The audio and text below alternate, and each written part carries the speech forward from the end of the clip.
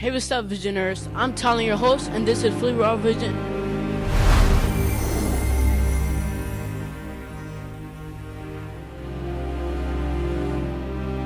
We are here with Mr. Tyce.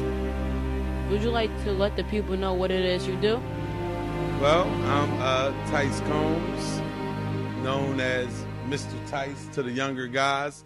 I'm a barber school community leader, community activist, representing the counties, Tyce Town to be exact, and this is where we at. I'm happy to have you here. Mr. Tyce, for people who may not know your story, what inspired you to build spaces like Generations Barber School and Community Square to help the community? One thing was when I came in, it was my life's plan. When I was in the institutions, and I learned barbering, I went to barber school while in the institutions, the penitentiary, as some of y'all might call it. I I received this calling, I like to say at this point, and when I was writing down my life's plan, one day I said that I will one day have a barber school. But before that, I thought that it would be cool while I was just owning barbershops to like have a place where some of the youth can come and feel safe. So I opened a recording studio because I was once a rapper. When I came home a little older, I felt like I was at the after part of my career. So I wanted to share it with my younger peers and create a space for them. So that ultimately led us here to Generations Barber School, aka Community Square, where in here we can make anything happen. You know what I mean? We're at school in the daytime, and at any other time we could turn the space into anything we want it to be. It's for the community. When you look at today's youth, what do you believe they need the most right now that many adults may be overlooking? Um, I would say it depends on what uh demographic of youth you're talking about.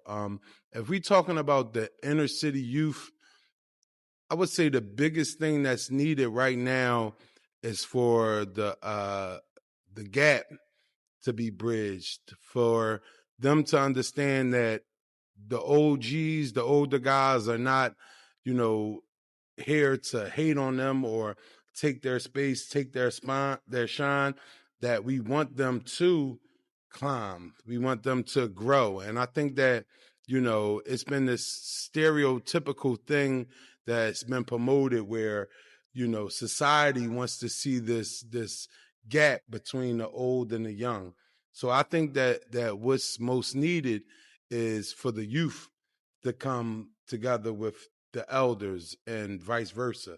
I heard KRS One say something that was powerful. He said, "When the old listen to the young, they become faster and smarter amongst the old. Yeah. And when the young listen to the old, they become smarter and faster amongst the young." So I think that's what's most needed in this community, in our community across America. Both young and old coming together and listening to each other and hearing each other out. And also making the young feel more comfortable with history being told, and them learning it as though that we were strong throughout this whole existence of the black man. As our story has been told throughout the land, we were always the one that got the lesser end of the stick. And just realistic, we know like that's impossible. Certain things, just as a people, we would not go for.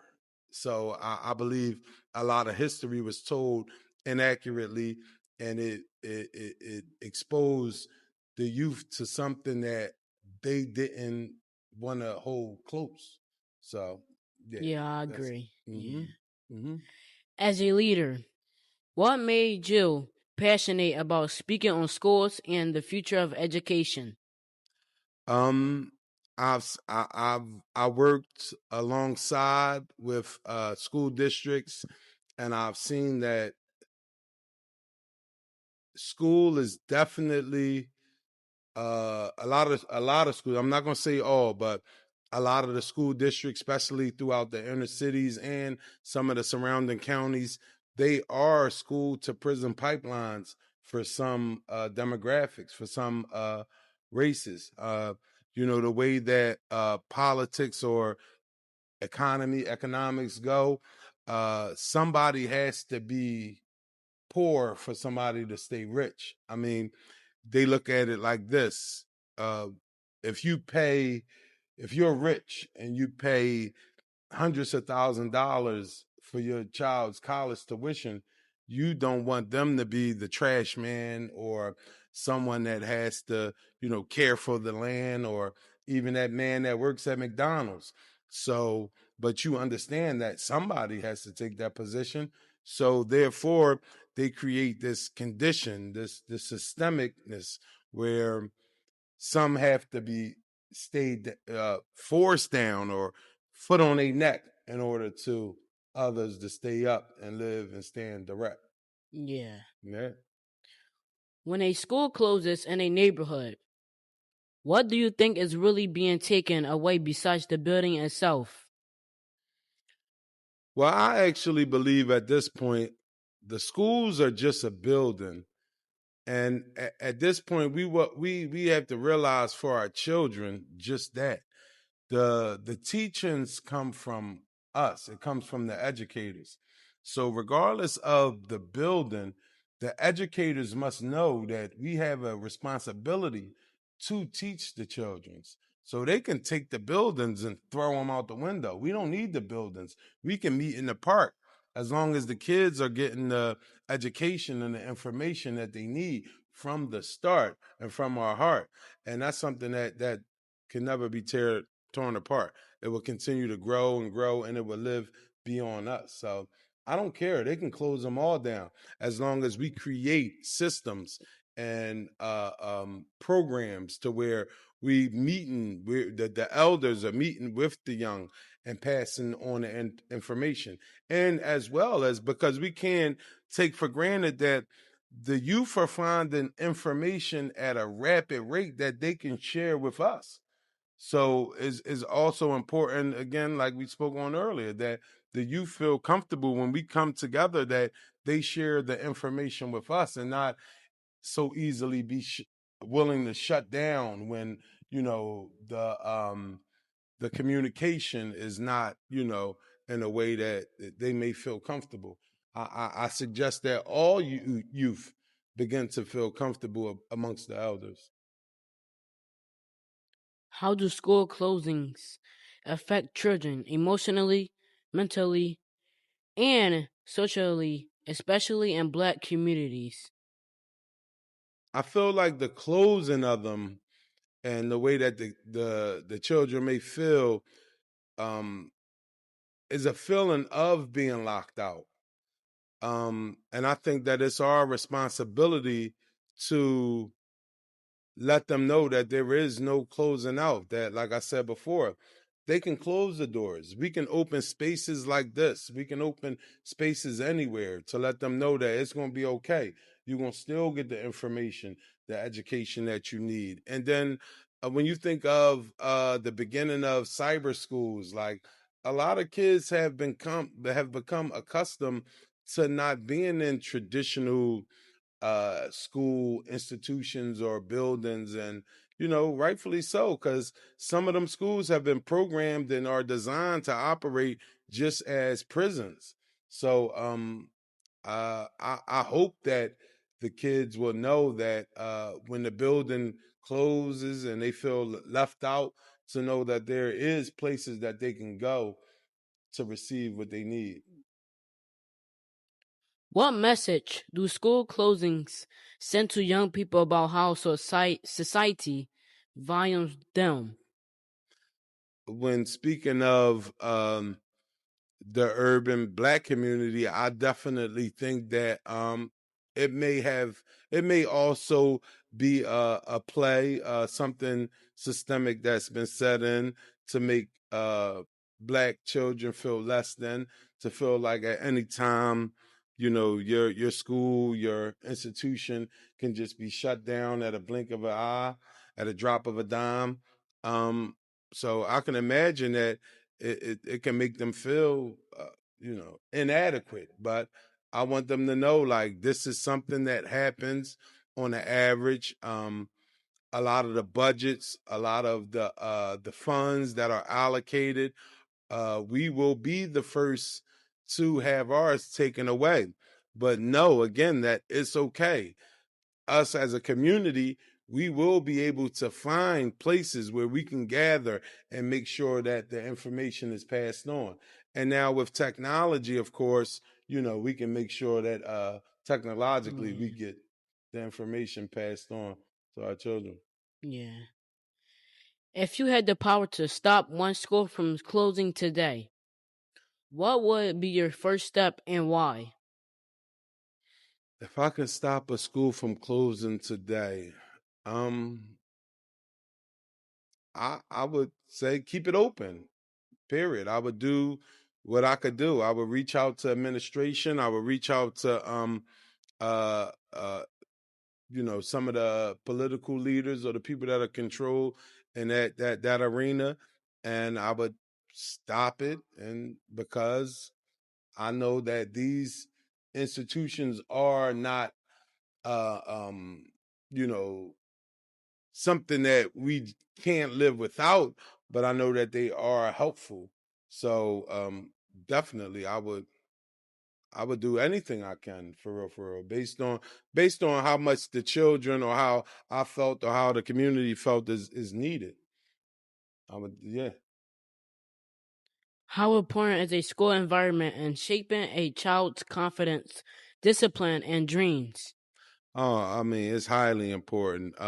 Making sure that the proper educators, the proper staffs are in place, making sure that the proper infrastructure is there.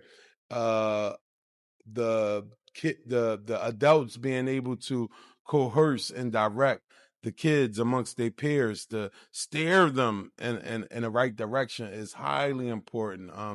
These type of institutions of gathering, it's no comparison, man. It's a way of life. It's tribal. It's where we unite. You know what I mean? It's not, you know, it's sad to see that in society now a lot of the youth use the schools as a place to fight, but that's not right. So, we want to make sure that all the schools, the institutions stand upright. Yeah. Can one great teacher or mentor inside a school truly change the direction of a child's life, and have you seen it happen? Oh, definitely. There are many educators throughout my lifetime that I think on and I reflect on. One in particular, which was a white guy when I was in Barrett Middle School. His name was Mr. Orn. He was a white guy. He was funny. He knew how to relate with the black kids and community. He knew how to bust. He would bust on us, but in a way that where it made it feel like he was with us, not laughing at us, but with us. Um, and Mr. Terrell, I went to East Spencer Miller Disciplinary School. They probably call them CEP, but it was East Spencer Middle School, aka Cato. Back then, it was this teacher, Mr. Terrell, and he was always dressed well. He actually taught me how to juggle, tennis balls, and the effect that he had on my life, it was like someone that I inspired to be, someone that was always clean, someone that was always on the scene, and he had an approach, something about him that was just like never mean, but he was stern, and you knew not to play with him, and you knew to be like him. And I feel as though at this point, I became like you, Mr. Terrell. Hopefully, you see this. And he played for the Harlem Globetrotters. So, I haven't saw them in a while. Right. Well, they out there. They out there. The Globetrotters definitely out there. Yeah. What are some life lessons school should teach that go beyond books and homework? Mm. Say that. Say me that. Say that for me one more time. What are some life lessons school should teach that go beyond books and homework? I say hands-on skill, practical application.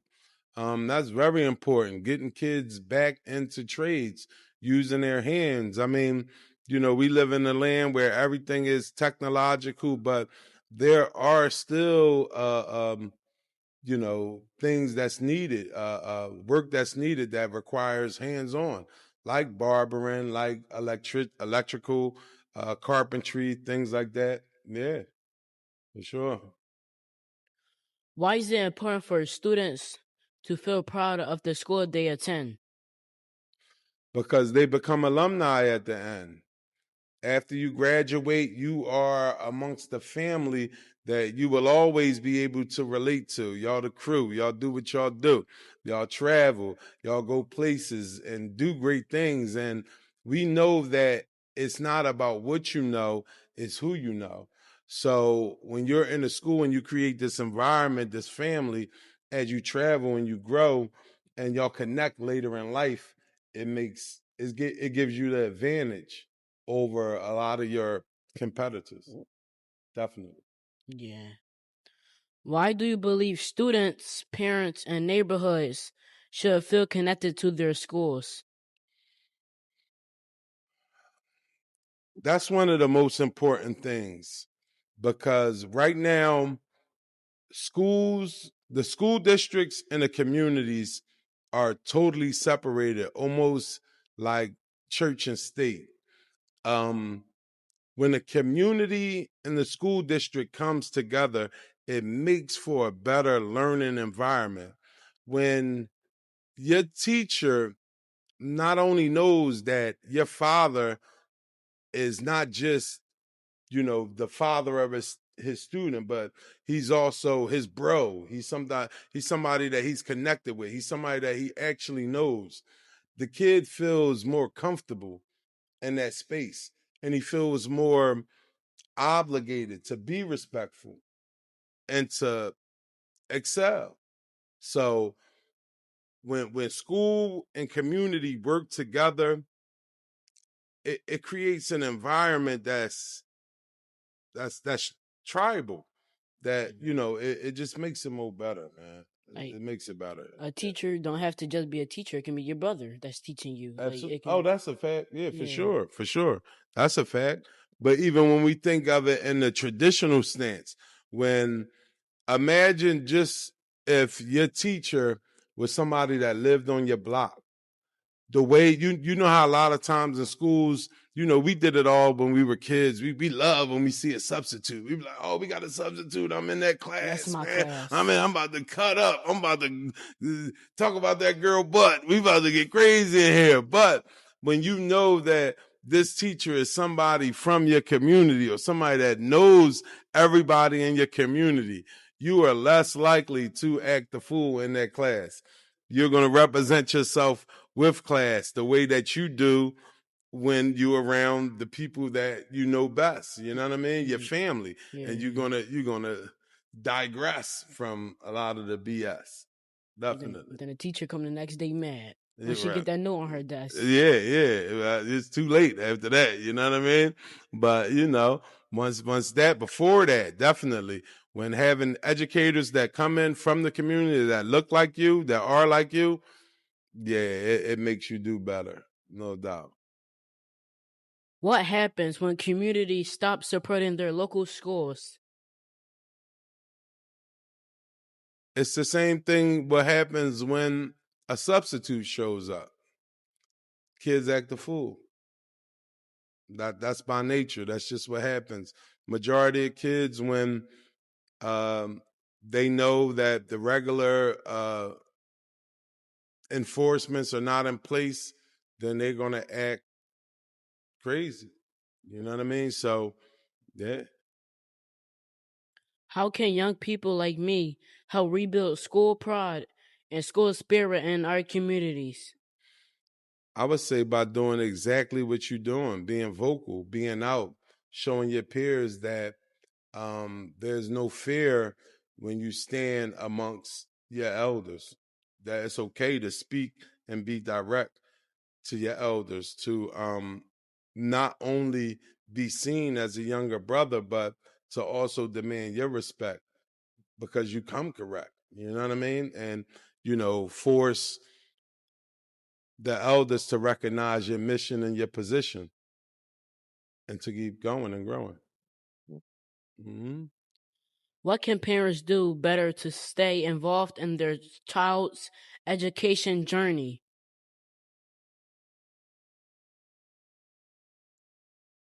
I would say,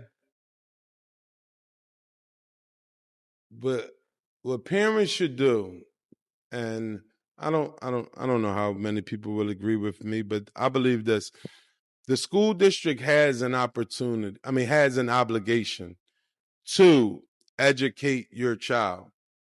As a taxpayer, as a citizen, we work so that our kids can be educated while we go to work. Yeah. Yes, we know things are set in place at home, but we know once kids step out of home, they are more influenced by their kids and they act based on the behaviors that they see from their peers. Yeah. So the main thing that parents should do is be on top of the school board and the school districts, making sure that the school districts have the policies, the infrastructures in place that are designed to keep their kids straight, going straight. No doubt. That's just the truth. It's not about you every day having this long talk with your child about what they need to do before they go to school. Most parents, they already have that talk with their kids. You know what I mean?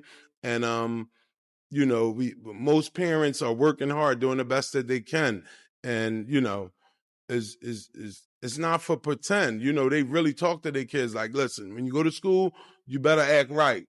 And a lot of teachers and educators, when these kids misbehave, they forget that parents are having these talks with their kids. So in turn, the parents need to be at the schools, making sure that the administration are carrying out the policies, the position, the mission plan, the statement of what how their kids should be educated and disciplined when they're misbehaving. Yeah. How has black education shaped generations of leaders, entrepreneurs, and change makers in America? I'll say that one more time for me. How has black education shaped generations of leaders, entrepreneurs, and change makers in America? Well, we living in a time of technology and information. So with that, we are able to learn a lot of information. And I think that it has led us to positions like this where young guys like you are able to create platforms and shows and interviews like this. And this is all through education moving forward. Like, you were somewhere, through your parents and what they've passed down to you, which way to go. And that's all based on things that are educational. Why is it important for black children to learn about black excellence, history, and achievements inside school? Is something called socioeconomic status. It's a thing that kids look to elders as what they can become. And that's one of the things that I'm so critical about Mayor Ed Brown, who and who is the mayor of Upper Darby, and at this point could be looked at as a clown, because to not be having posters of yourself posted all around town as the younger kids knowing what they can become makes you a bum. That was a bar. Do you think enough is being done to uplift black students today? Why or why not?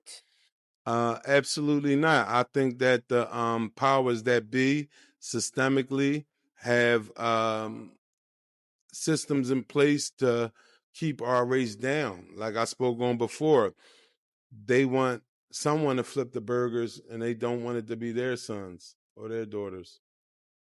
So we getting the short end of the stick in every part of this educational conglomerate. How can education become a stronger tool to break cycles of poverty, poverty and Mhm. violence?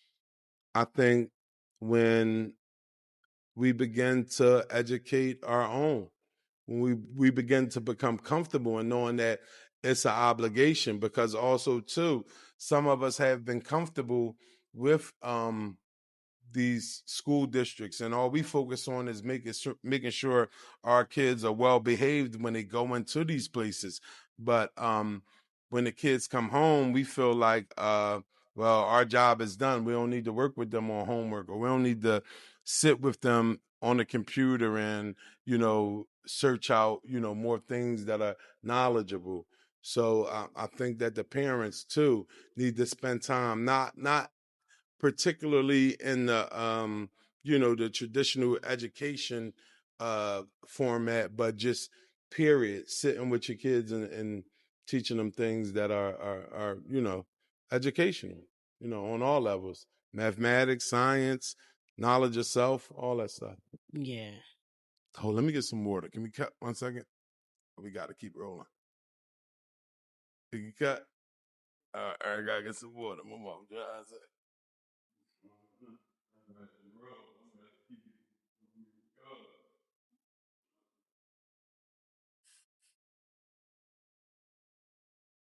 What's up?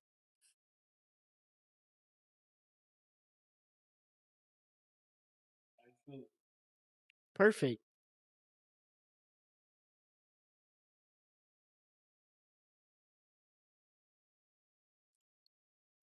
right, right.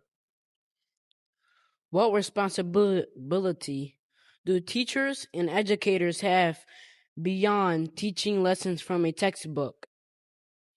Um, Educators have full responsibility all around the board. When you sign up and you take the job to be an educator, you no longer you don't just hold the obligation to carry out that curriculum.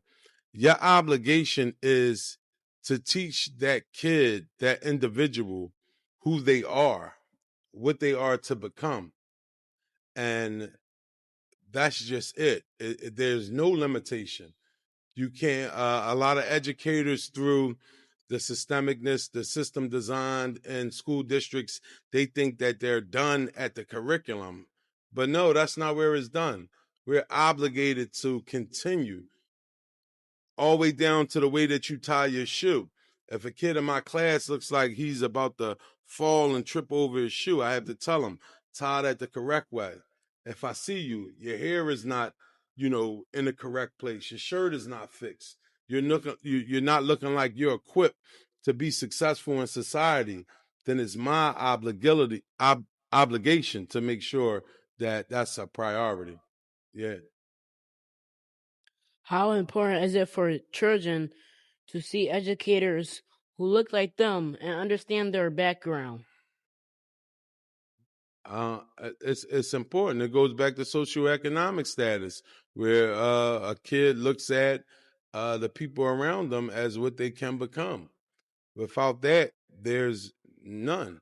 Growing up in my community as a child, I would see the drug dealer, and he would pull up, and he had the nice cars, he had the fly clothes, he had the women, and I would see Mr. Tyrone.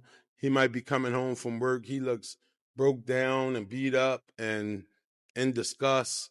And I'm like looking at my friends like, I don't want that to be us. I want to be like the other guys. So it's important that the community, uh, we hold ourselves upright so that the kids can see what they could be. The people that are in positions professionally, as opposed to criminally. And we show them that this is what they could be, which is exactly what Mayor Ed Brown should be doing. What qualities make a teacher unforgettable in a child's life?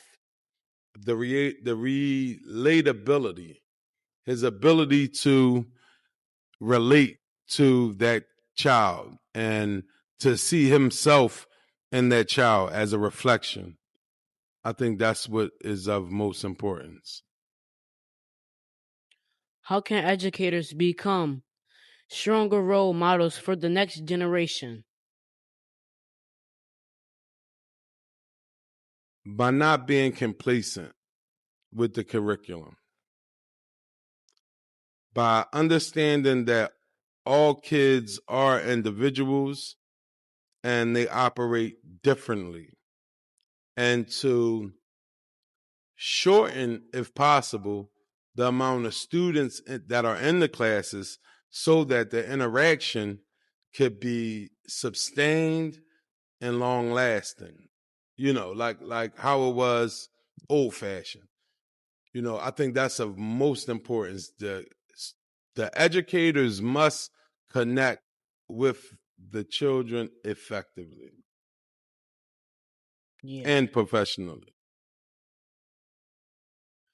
What kind of generation, what kind of world do you hope my generation inherits from the work leaders you are doing now? Well, I want to say first, like y'all generation, the youth now, I respect y'all tremendously. Growing up, even as a young adult, I always wondered how Philadelphia never had a riot, like a wild protest. And I realized it was kind of because our generation was cowards. And to see as some of the youth that are coming up now, y'all are willing to tear something down if it doesn't align with your true beliefs. And I respect that so much. I just would like to see each or you all have a leader, have some constructive leadership where or a voice, someone that can gather the information or the feelings of you all and be able to put it out there to the masses to where we can all understand, because the communication factors it's bridge. Sometimes we don't know what the youth is feeling. You know what I'm saying? And I think that once we know that, you know then yeah. But y'all are, man, y'all far more brave than my generation was, man. When the cops came, we ran. And I'm not promoting no violence against police, but when I think of that Dobbins incident where the kids kicked the police officer, and although that was bad, they shouldn't have done that. But just to see the courage of the kids today, that's like, y'all not going to tell us what to do. We're going to do what we want to do. And that's not always something wrong. Sometimes it's right to make stances against people that feel like that they can oppress you easily. You got to let them know it's not going to be easy. It's not going to be a walk in the park. We can make this fair, but if we don't, then we could take it there. And that's one thing I respect about the younger generation. What advice would you give an 11-year-old who wants to make change in his city right now? To be honest, right now, I would tell them to look at you, to turn to you, to use their voice, to grab a microphone, to grab a camera, and talk how you feel. Get amongst some strong men, and also make those men be willing to listen to you and demand it. Don't come up, candid, like demand it. Let them know this is who I am and this is what I want to do. This is what I want to be, and speak it into existence. and it's gonna happen. When people speak your name years from now, what impact do you hope they remember most? I hope that they remember that I stood for my folks, unwaveringly. Um, I hope that they realize that although I may tell jokes, that I'm not a joke, and that I always held on to hope. I feel like that we can make it to levels that are astronomical, man. It's nothing that we cannot do. And I just want everybody to feel like I'm a guy that came to a new land that really wasn't mine. It was like uncharted waters. And I stamped my flag into the sand and I said, this is where we stand. And anybody that doesn't want to follow anybody else's model, you want to be who you are, you want to stand here, you want to go far, let's do it. And I'm willing to be that influence. And Upper Darby will know that I was a man that came through in time and did it my way. You know what I mean? While still never directing none of the youth or nobody for that matter in the wrong way. I will remember that years from now. Yeah. If you could speak directly to every student, teacher, and parent in America for 1 minute, what would you say? Mm. If I could speak to every student and every parent in America today, what would I say? I would say it's going to be okay. We're going to be all right. We're not going to end the fight, even if we got a strike. But these school districts are gonna treat our kids right. It's a fact. Thank you so much for spending the time to speak to me. I appreciate it. I appreciate you, bro. You're the best to ever do it. You're highly of influence. Thank you. This is Time to Host with Raw Vision, proving age doesn't limit vision. Stay focused, stay creative, and keep seeing the world differently. Peace. Okay, listen up, schmucks. It's me, TC. I'm here live on Raw Vision TV with my YB, Tyce. And y'all know we're never gonna be silent in the violence. Peace.